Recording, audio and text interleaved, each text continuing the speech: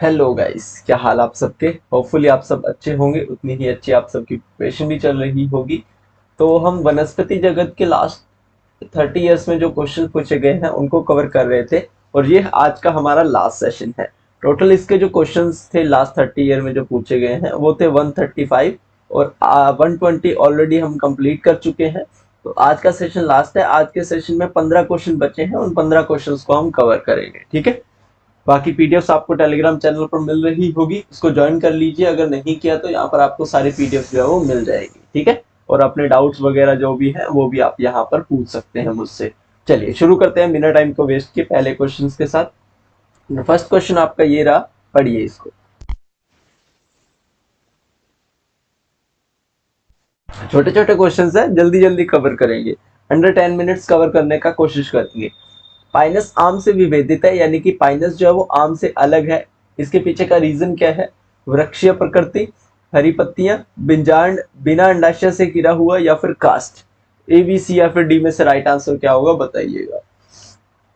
Pinus यानी कि अनावर्त बीजी, ठीक है। तो ऑप्शन नंबर सी इसका बिल्कुल राइट आंसर होगा, बिजांड, बिना अंडाशय से घिरा हुआ। देखिए पाइनस अगर बात करें तो अनावर्त बीजी का सदस्य है। इसमें जो बिजांड है वो अंडाशय से घिरा नहीं होता। लेकिन अगर वही आम की बात करें, यानी कि अंडाशय से घिरा नहीं होता, यानी कि नगन नगन होता है। वही अगर आम की बात करें तो ये आवर्त बीजी है। आवर्त बीजी पौधा है और इसमें फल पाया जाता है। तो बीजांड और बिना अंडाशय से गिरा हुआ इसका राइट आंसर हो जाएगा, क्योंकि पाइनस में बीजांड अंडाशय से गिरा हुआ नहीं होता, लेकिन इसमें होता है, ठीक है। तो इस प्रकार से हम आम और पाइनस को अलग कर सकते हैं। नेक्स्ट है, इनमें जैव विकास के आधार पर कौन सबसे अधिक विकसित है? सिलिजिनेला, फ्यूनेरिया, क्लेमाइडोडोमोनास, या फिर पाइनस।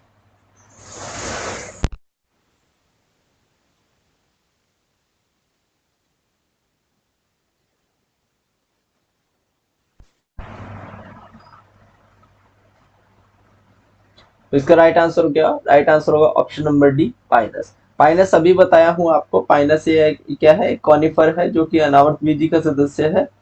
इसमें जो है वो समवयन उत्तक विकसित होते हैं। उसके बाद अगर हम सिलेजिनेला की बात की जाए तो सिलेजिनेला एक टेरोफाइटा का सदस्य है, टेरिडोफाइटा का। इसके बाद फ्योन्यूरिया की बात की जाए तो फ्योन्यूरिया की अगर बात की जाए तो ये मास है, ब्रायोफाइटा। क्लेमाइडोडोमोनास जो है वो एक शैवाल है। पाइनस हमारा इसका बिल्कुल राइट आंसर हो जाएगा। नेक्स्ट है हमारा कि पाइनस के बीज के पंख किसका व्युत्पन्न है? टेस्टा, टेस्टा तथा टैगमन, ऑब्यूलिफेरस स्केल की सतह, या फिर उपरोक्त सभी। ए बी सी या फिर डी।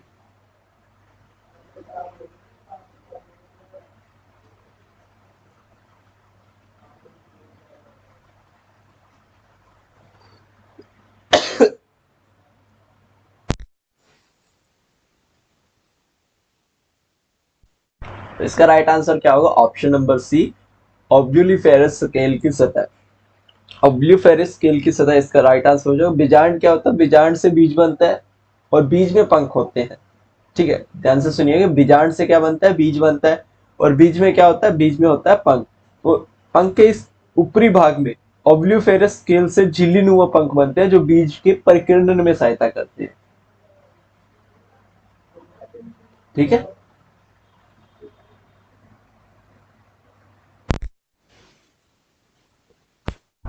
ऐसा पौधा जिसमें बीज होते हैं लेकिन फूल तथा फल नहीं होते, किस समूह में आते हैं? टेरिडोफाइटा, मॉस, फर्न, या फिर अनावर्त बीजी। बहुत बार बता चुका हूँ, कल भी बताया था। पाइनस इसका बिल्कुल राइट आंसर होगा।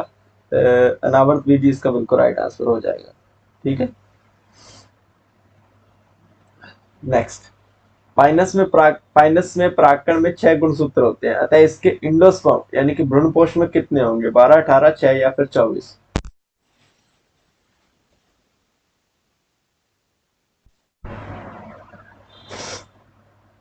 पाइनस में परागकण में 6 गुणसूत्र होते हैं, अतः इसके इंडोस्पर्म यानी कि भ्रूणपोष में कितने होंगे? 12, 18, 6, या फिर 24। तो इसका राइट आंसर क्या होगा गाइस? तो इसका राइट आंसर हो जाएगा आपका ऑप्शन नंबर सी, 6।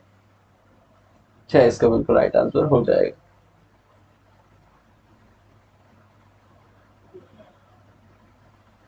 देखो, अगर प्राक्कण जो होते हैं वो अगुणित होते हैं। अगर अगुणित गुणसूत्रों की संख्या 6 होगी तो इसके इंडोस्पर्म में भी 6 गुणसूत्र होंगे। क्यों? क्योंकि ये निषेचन से पहले बनते हैं और अगुणित होते हैं। ठीक है, याद रखिएगा। रेजिन रेजिन तथा टर्पेंटाइन किससे प्राप्त की जाती है? साइकस, पाइनस, सीड्रस या फिर एबिस? साइकस, पाइनस, सीड्रस या फिर एबिस?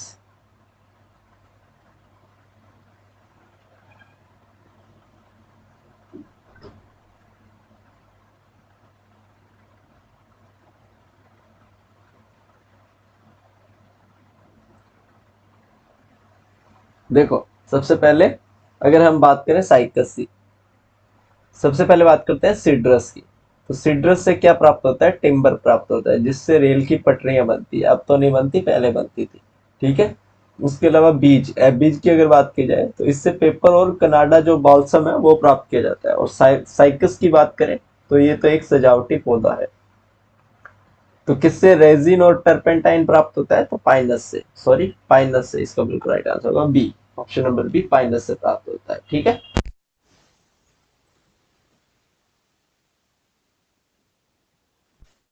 नेक्स्ट, टर्पेंटाइन किससे प्राप्त होता है? अनावर्त बीजी काष्ठ से, आवर्त बीजी काष्ठ से, अनावर्त बीजी काष्ठ से, फर्न से या फिर टेरिडोफाइटा से? अभी आपको बताया रेजिन और टर्पेंटाइन। तो ऑप्शन क्या था? पाइनस। पाइनस क्या होता है? अनावर्त बीजी। तो ऑप्शन नंबर सी, अनावर्त। फर्न, अच्छा फर्न इसका बिल्कुल राइट आंसर होगा, ऑप्शन नंबर सी। टर्पेंटाइन का जो निष्कर्षण है वो पाइनस यानी कि अनावर्त बीजी की लकड़ी जाइलम से प्राप्त किया जाता है। ठीक है। नेक्स्ट है, इनमें से किस एक को युग्मकोद्भिद सबसे बड़ा होता है? किस एक का युग्मकोद्भिद सबसे बड़ा होता है? तो क्या होगा right answer? Option number D, moss. Moss का जो युग्मकोद्भिद है वो सबसे बड़ा होता है। नेक्स्ट है आपका पाइनस या फिर जिम्नोस्पर्म में अगुणित संरचना है। गुरु बीजाणु, भ्रूणपोष तथा भ्रूण, गुरु बीजाणु, प्राक्कण तथा इंडोस्पर्म, गुरु बीजाणु, अध्यावरण तथा जड़ या फिर प्राक्कण, पत्तियां तथा जड़?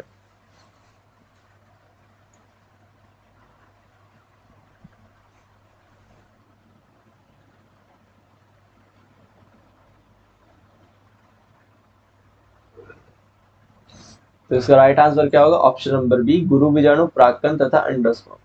ऑप्शन नंबर बी इसका बिल्कुल राइट आंसर हो जाएगा। क्लियर। नेक्स्ट है आपका पाइनस, साइकस और जिम्नोस्पर्म के इंडोस्पर्म होते हैं त्रिगुणित, अगुणित, द्विगुणित और चतुर्गुणित। अब तीनों एक साथ दिए हैं, मतलब तीनों में क्या होगा? सेम होगा। तो तीनों में सेम होगा तो अभी बता कहता हूँ, पाइनस का क्या होता है? अगुणित। तो अगुणित इसका तो राइट आंसर हो जाएगा, सिंपल। नेक्स्ट, बहुकोशिकीय कवकों और तंतुमय शैवालों तथा मांसों के प्रोटीनोमा में निम्नलिखित में से कौन सी एक चीज समान होती है? डिप्लॉन्टिक जीवन चक्र, प्लेंटी जगत के सदस्य, पोषण विधि और खंडन द्वारा गुण। क्या होगा राइट आंसर, बताइएगा।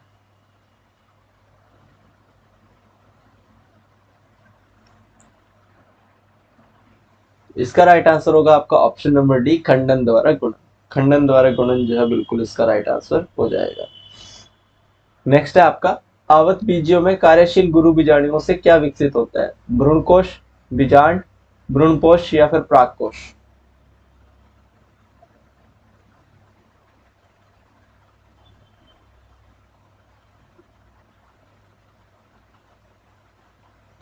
क्या होगा right answer? Option number A, भ्रूणकोश।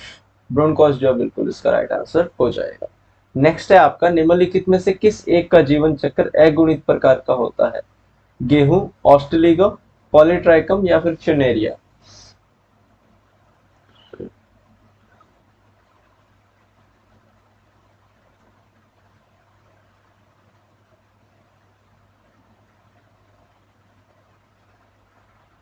Right answer हो क्या होगा? Option number B, ऑस्ट्रेलिगो।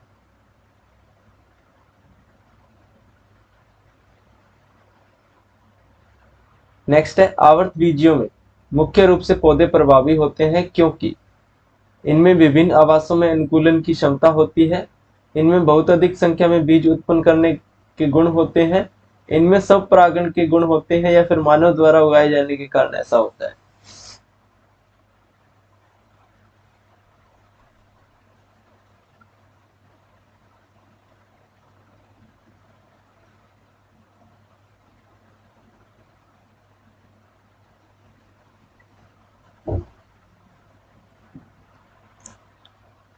क्या होगा राइट आंसर? तो राइट आंसर होगा ऑप्शन नंबर ए, इनमें विभिन्न आवासों में अनुकूलन की क्षमता होती है। तो ऑप्शन नंबर ए इसका बिल्कुल राइट आंसर हो जाएगा। क्लियर? निम्नलिखित में से कौन आवर्तबीजी में बिना अपवाद के है? नलिका की उपस्थिति, द्विनिषेचन, द्वितीयक वृद्धि, या फिर सपोषी पोषण।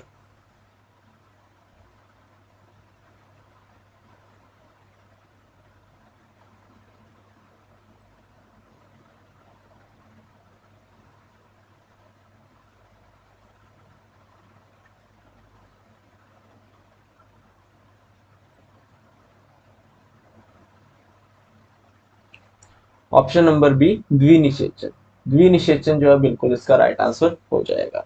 तो फाइनली हमारा जो वनस्पति जगत है, ये वाला जो चैप्टर है वो बिल्कुल कंप्लीट हो चुका है। इसके 135 क्वेश्चन हम कर चुके हैं। आज के 15 क्वेश्चंस में आपका क्या स्कोर रहा, कमेंट सेक्शन में कमेंट करके बताइएगा। बाकी इस पूरे चैप्टर के पीडीएफ्स एक साथ मैं जरूर सेंड कर दूंगा टेलीग्राम चैनल पे, तो उसके लिए निश्चिंत रहिए। चैनल को सब्सक्राइब कर लीजिए अभी तक नहीं किया है, क्योंकि ऐसी ही वीडियोस आगे भी आपको मिलने वाली है। बाकी कल हम जो है वो नेक्स्ट चैप्टर शुरू करेंगे, ठीक है? चलिए खत्म करते हैं वीडियो को, मिलते हैं नेक्स्ट वीडियो में, तब तक के लिए good luck and have a nice day.